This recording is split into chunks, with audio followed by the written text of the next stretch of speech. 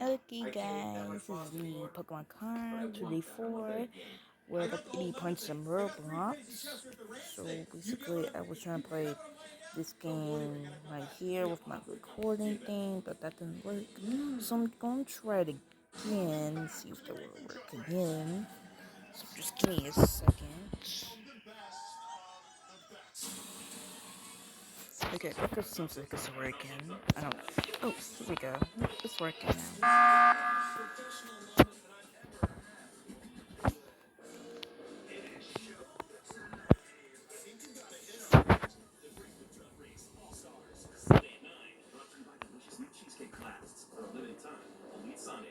Look at the way, so you see there's a strawberry in there. But look at the way that the crust, like the graham cracker crust, is like sprinkled on it. Piece of art. Sonic cheesecake glass. This is really good milk art. Right, I'm a ghost, I can't fight. So it's just like Among Us. But it's on Roblox. So I just can't find everything more fun. Get 25% off top active brands and Kohl's Cash on Father's Day gifts you'll love. Kohl's. I do anything for you, dear, anything. I know that I'd go anywhere for your smile, anywhere. Yes, I do anything. Keep your dog's digestion in balance with Hill's Science Diet, one of the many anythings that Smart provides.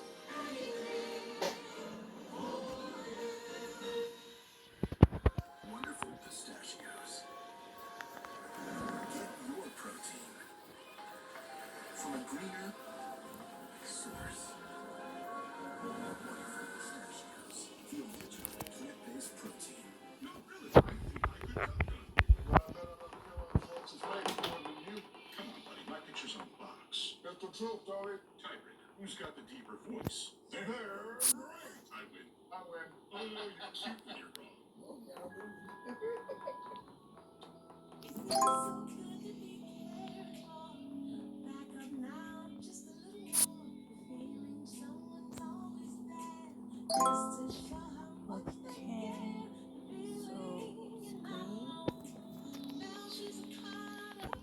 yeah, basically, I'm doing something good. You know what I mean? Just keep it going.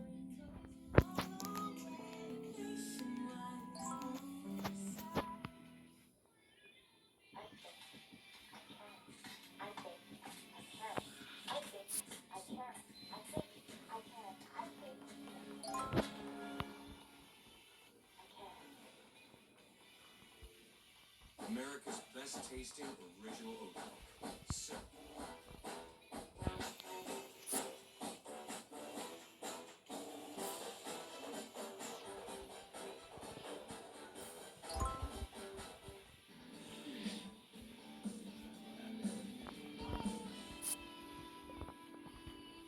Welcome back to Ranch Kitchen, and the mystery has been solved. Yes, we've got the true information now. The pavlova dessert that Chef Antoni is making is not from Russia. No, it's not. It's named after a Russian dancer.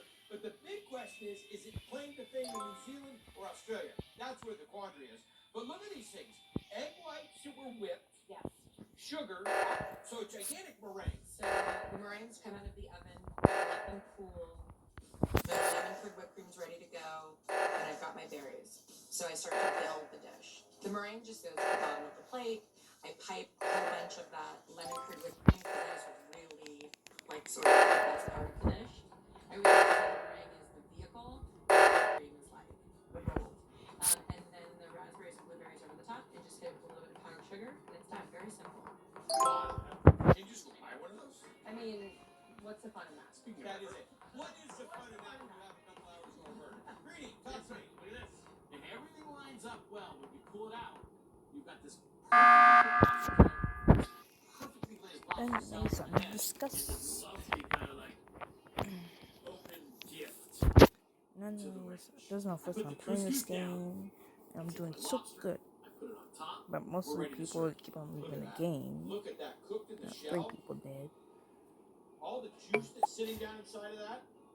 But Oh, it's gonna go to quick. Oh.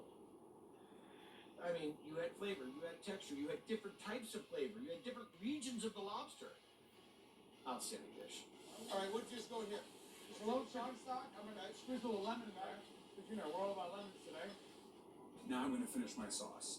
So now I've already got the olive oil that I seared my chicken in. I'm going to add my onions, my garlic, my rosemary, stir that around a little bit, add a splash of butter in there just to give it some more flavor, and then I'm going to throw my capers in. Then I'm going to deglaze it with chicken stock, put my scallopini back in there. They're getting all nice and cozy in there with the sauce.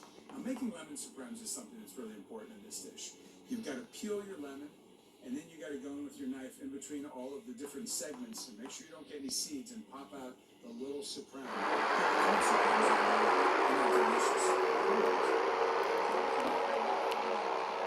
There's a thing about Mark Murphy. He's just got a way with how he uses ingredients. He's just so balanced. It's delicious. I've never had a pavlova. I don't think I've ever been a Thai. That dessert was fantastic. It was light, it was airy, but it was just a vehicle to get that fantastic lemon curd with the whipped cream through there with fresh berries. I mean, it was just like maybe. I said, you know, if I life do gives some you toast. lemons, what do? Most people say lemonade. This group says make limoncello. We had a very interesting cocktail to kick things off with. You did rebound. I think the calamari with fried lemons, gorgeous. And when you say lemon aioli, you say lemon aioli. Yeah. The lobster was fantastic. The Israeli couscous. The clams were spot on with the cilantro chilies and just not one of them. The locatelli spaghetti, blanched garlic, my new favorite thing, cheese butter. That's going to be in a sport bottle soon. And then the scallopini. And I make a lot of scallopini. And a pavlova. Did you just finish it with your finger? Have you been finishing the plate with your finger? Yeah. Oh my goodness. That's what's gonna love about coming up to the ranch. I mean, you can wear your overalls, you can wear whatever you want, you can do whatever you want, and the thing is you can cook whatever you want. And I said bring the lemons, and they really did. All right, let's get into this right now. Probably gonna regret it later. And I don't know, there's no cash or prizes, it's just all bragging rights. But it goes to a winner. Who's winner? Overall winner, Chef Antonia. Congratulations. She's so happy. She wins these two. All right, you guys got to foodnetwork.com/Guys Kitchen. Get these recipes. I promise you, your family will love it. I'll see you guys next week. Adios. Each week, one great chef is going to take me out in Ireland. Wow, you got some competition, bro. I'd rather go down in flames. This culinary battle is going to shake down in 2 rounds. Round 1 gets me. 2 contenders have to go through each other using an ingredient of my choice. This is crazy. You're in so much trouble. 2 people that know me well will decide who's got the skills to beat me. Round 2, I go head-to-head with a willing contender. It's their turn to surprise me with their signature dish. You should be nervous, bro. What am I doing? This is getting exciting. Bottom line, everyone's out to beat me. But there are still some black people holding office in many parts of the South. Civil rights laws remained on the books. One of the cruel ironies of Reconstruction is that black people could claim certain rights in the 1870s that they would have to fight to reclaim in the 1960s. Thanks to the Civil Rights Act of 1875, African Americans were guaranteed equal access to hotels, restaurants, theaters, and public transportation. Those who were denied service expect their rights to be upheld in a court of law. But all that was about to change. Ida B. Wells, a child of slavery and Reconstruction, taught in a segregated school outside Memphis, Tennessee. Being denied access to the all-white first-class car on a railroad trip would propel her to the front lines of civil rights activism. One day, while riding back to my school, I took a seat in the ladies' coach of the train, as usual. The conductor came along to collect tickets. He told me I would have to go in the other car. I refused. He tried to drag me out of the seat. I fastened my teeth in the back of his hand. He got the baggage man to help him, and they succeeded in dragging me out. White ladies and gentlemen stood on the seats pardon the conductor for his grave scheme. She challenges segregation on public transportation decades before we would ever hear the name Rosa Parks. She sued, she won. It's a railroad appeal decision, and when the court case went to the Tennessee State Supreme Court, Ivy Wells lost. W.E.B. Du Bois summarized Reconstruction in one sentence. The slave went free, stood a brief moment in the sun, and then moved back again towards slavery. Yet African Americans had tasted freedom. They had begun to acquire land, build schools, and create social institutions of their own.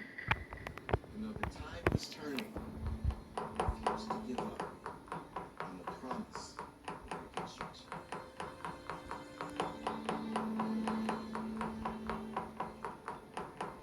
Funding for this program was provided by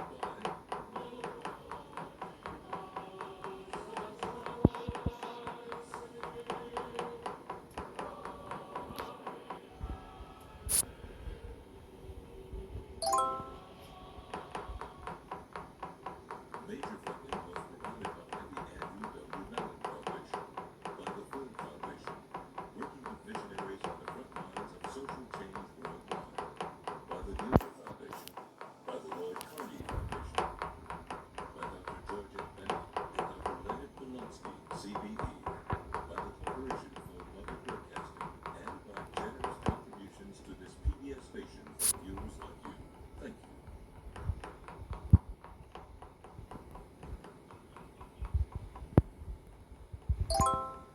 After the defeat of the Confederacy, many white Southerners still longed for ways to hold on to their civilization. And even when they tried to convince the rest of the country that they accepted the outcome of the war, their vision of the future disturbingly similar to the past. The chief evangelist of this new order was Henry Grady, an enterprising newspaper editor from Atlanta. And in late 1886, he journeyed to New York City to outline his vision, what he called the New South. So much of the country saw the South as this kind of benighted, section that had endured civil war, that had been impoverished, that was beset by political turmoil and racial violence. Henry Grady traveled the country, went to the Northeast, trying to sell his vision of a different kind of South, one that was more modern, one that was more economically diversified, one that could attract northern investment, one that would see economic growth, and one in which the tensions and conflicts of Reconstruction would be put aside.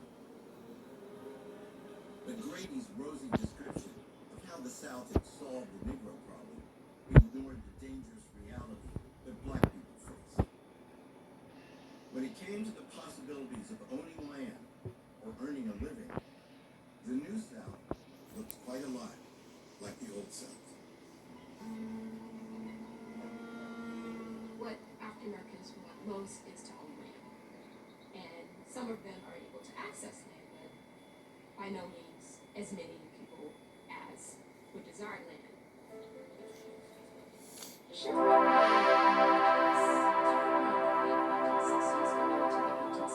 it really doesn't become predominant until around 1880. African Americans are given access to plots of land, 30 to 50 acre plots, which they essentially control. They don't own the land, but they work the land as a family unit.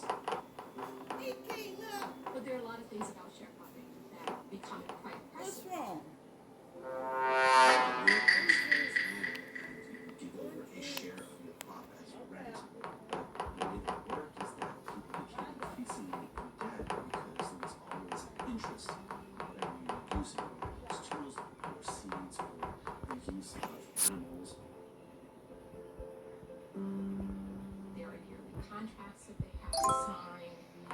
Most African Americans are not literate, so they're not quite sure exactly what they're signing on to. They're signing away many aspects of their independence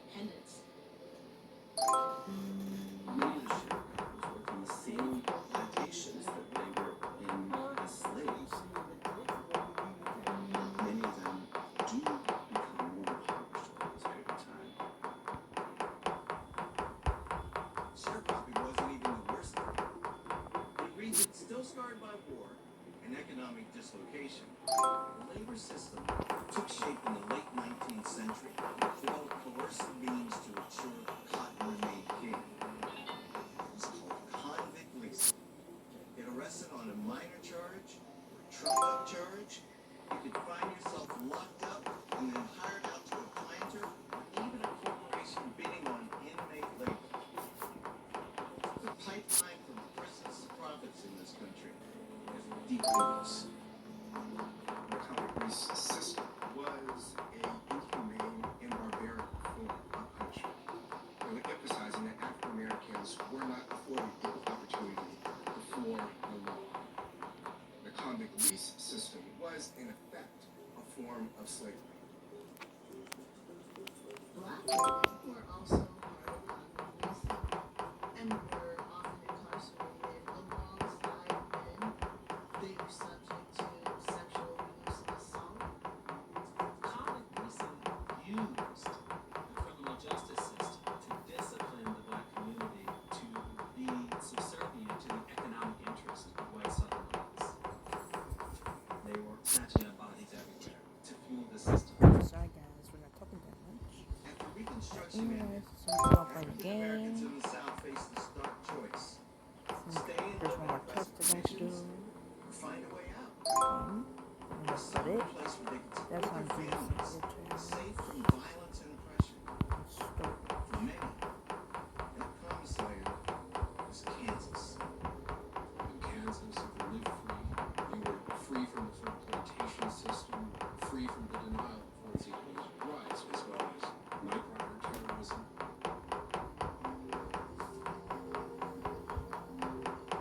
In 1879, an estimated 6,000 so-called exodusters left the South for Kansas.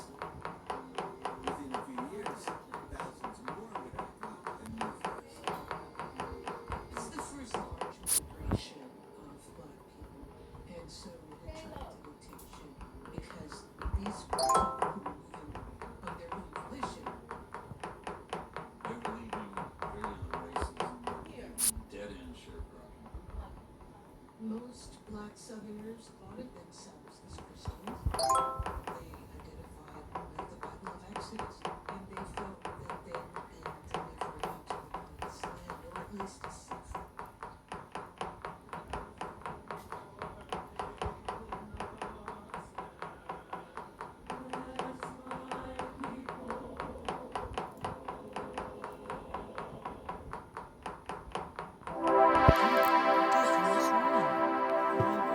A lot of black folk in the South saw Reconstruction that had no hope in federal intervention to help them anymore. And they were looking for any possibility.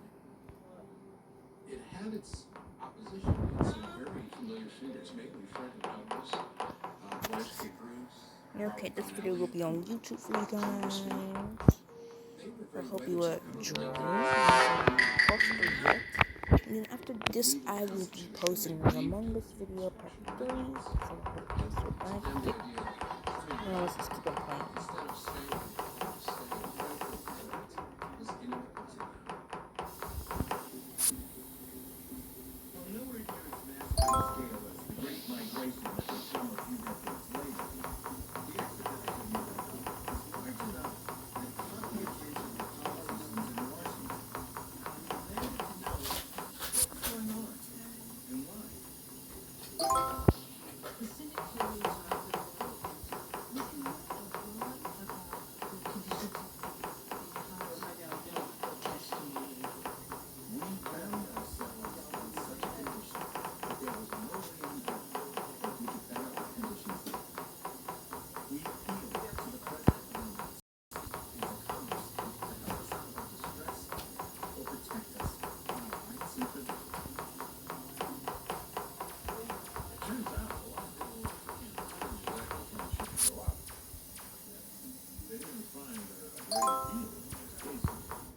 It did not rise largely, but it was one of those moments again that tested everybody. Even when African Americans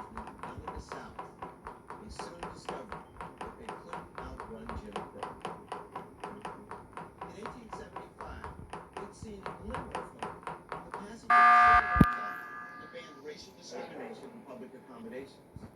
But just 8 years later, the Supreme Court would strike down that law as unconstitutional.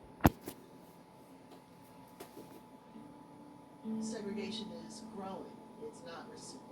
And it's not just impacting those who are the former slaves, not those who are agricultural workers, not just those in the rural South, but elite African Americans everywhere.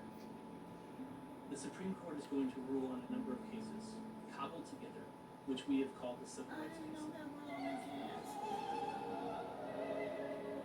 One of the cases came out of San Francisco, where a couple was denied the ability to sit in the dress circle of the theater. The dress circle is the first class seat. We're talking about the theater in the 1870s. It's not a movie theater, this is theater. Most black people were concerned not to be treated in an undignified manner, not be excluded from the restaurant, not be sent to the back of a railroad car, not to be put on the outer deck, let's say, of a steamboat on the Mississippi River. The Supreme Court ultimately rules in 1883 that the 14th Amendment does not prevent people from denying individuals access to hotels, restaurants, because these are private locations and they can make that decision on their own. When a man has emerged from slavery, there must be some stage in the progress of his elevation when he takes the rank of a mere citizen and ceases to be the special favorite of the laws. The parting shot of Justice Bradley is an insult to all free men. Less than 20 years after the end of slavery, after the end of a system that lasted for 2 centuries, the Supreme Court is talking about how laws against discrimination is somehow preferential treatment. The fact that they could pull that off meant that African Americans were utterly on when it came to When African Americans said that they wouldn't be allowed to participate, they turned in to create black people instead of white people. The possibilities of freedom have been shut down, they've been closed off. The pathways that, could potentially guarantee success for a lot of people have been blocked by either violence or by new laws that are being passed to segregate on a racial basis. For a lot of people, they have to figure out to what degree do they try to fight the system, knowing that they or their loved ones could be killed.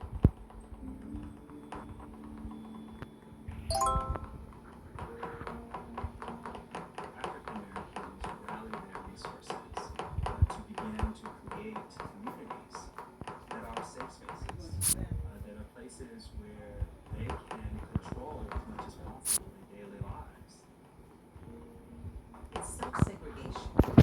Black people believe that if they were forced to be Okay. I'm gonna get some at the store.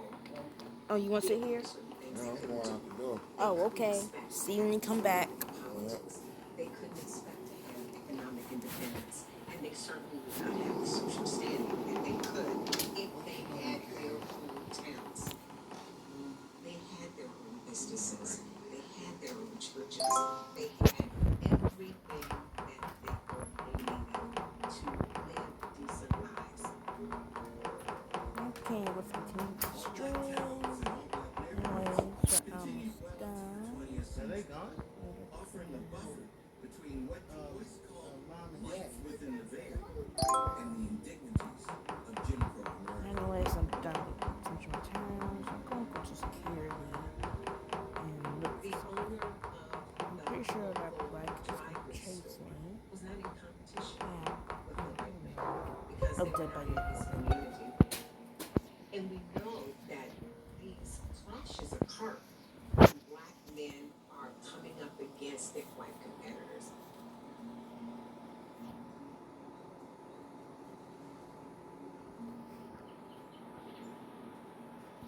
Reconstruction has two motifs. There are those who left, there are those who stayed. Madison Park gives evidence to those who stayed. The history of this. Where are we? How did it come about?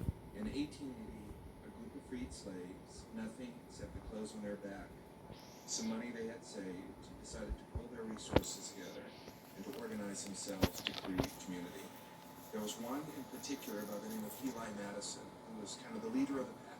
And Eli organized them to buy a small piece of land and to work that land and make it profitable.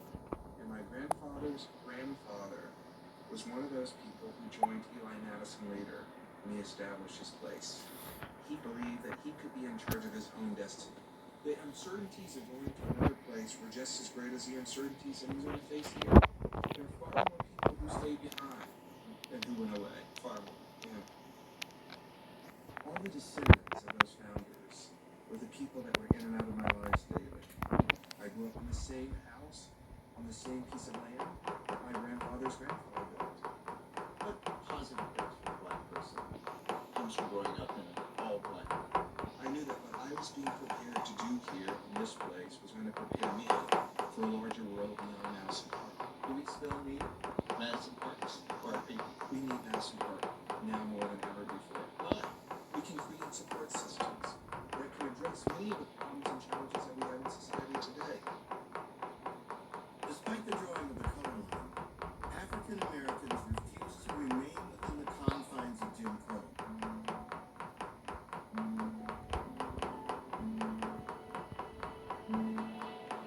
Looking at white farmers toiling next to their black neighbors, it was inevitable to wonder if they could transcend superficial differences of color and form alliances based on mutual economic interests. The post-Reconstruction South is a hard place to be a farmer. The prices for what they're growing are steadily declining, and it's just not clear how you're supposed to make a living. Black farmers are in the same situation as white farmers in this regard. They need what they are growing to be worth more. The Colored Farmers Alliances did represent a seeking of economic and political power on the part of black farmers. This was a time in which black men were losing their political power. Organizing workers along class lines rather than racial lines was revolutionary, especially in the Jim Crow South. The effects could have transformed the South fundamentally. They bring together black people and white people. They said we might be able to mobilize this politically. The Republicans have walked away from black people at this point. The Democrats seem to want to move toward white people. It was a grassroots movement, a movement of ordinary people that were trying to, in some ways, push back on the political elites, the business elites, the social elites.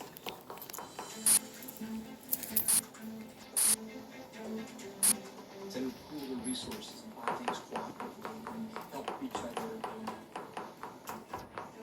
But the alliances are struggling, and they say it just economics is going to do it. We need political power. So what we want to do is form a people's party. Their detractors call it populist. They say, oh, all right, we're populists. The Democrats don't like the populists. Republicans don't like the populists because they're taking voters from both of them. It's the largest third-party challenge in American history.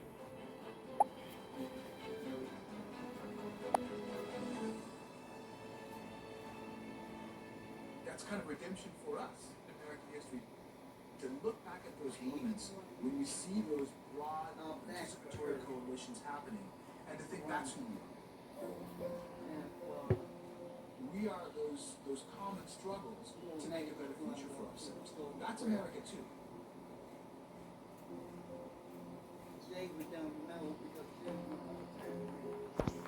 Black people tried to come together, and then they were pit against each other. The Democratic Party, which is the party of white supremacy, had to mobilize and use everything to crush it. They used propaganda, they used beating people up, they used legal means, and they created a culture where poor white people saw themselves as very different from black people. The 15th Amendment had removed race as a barrier to voting, and for the most part,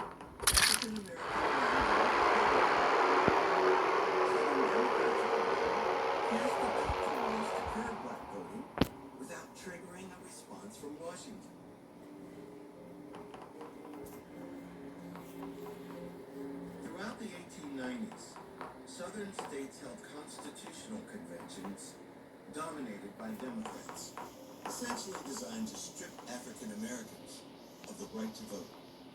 Constitutional conventions in the South were the linchpins of Reconstruction. Those were essential to pass the 14th Amendment and then to apply to reproduce in the United States. The constitutional conventions that followed 20, 25 years later are the story in reverse. They are the places where a lot of the gains of Reconstruction politics are taken away. I don't They're know. not about democracy. They're not about majority rules.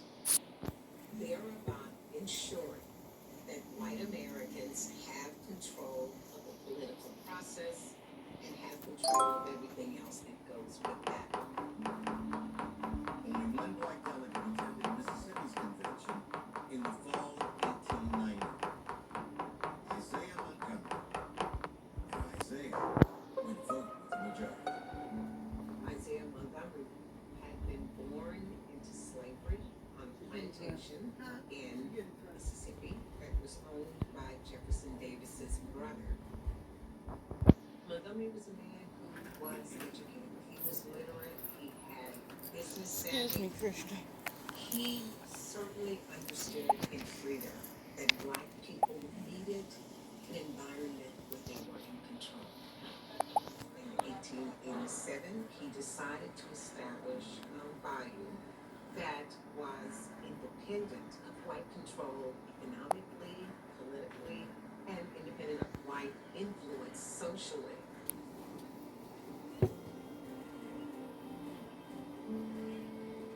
In order to keep this independence, he would have to make certain concessions.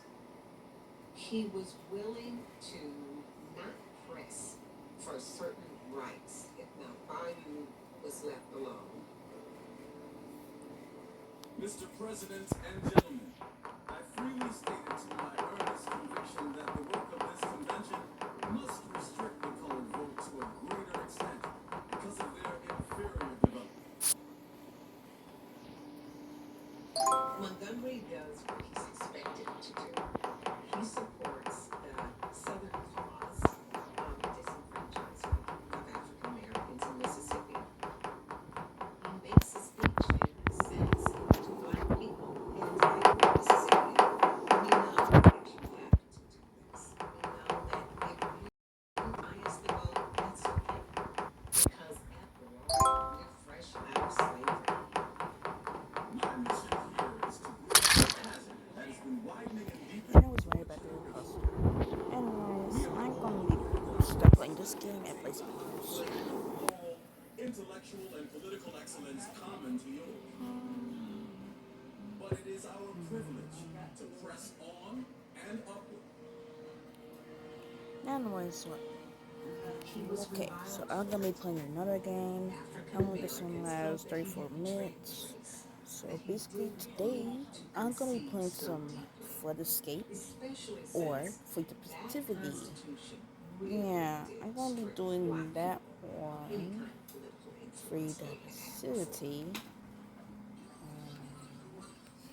Starting in 1890, every southern state writes a new constitution or passes new laws that deprive black men of the vote without actually saying race, or Negro, or color.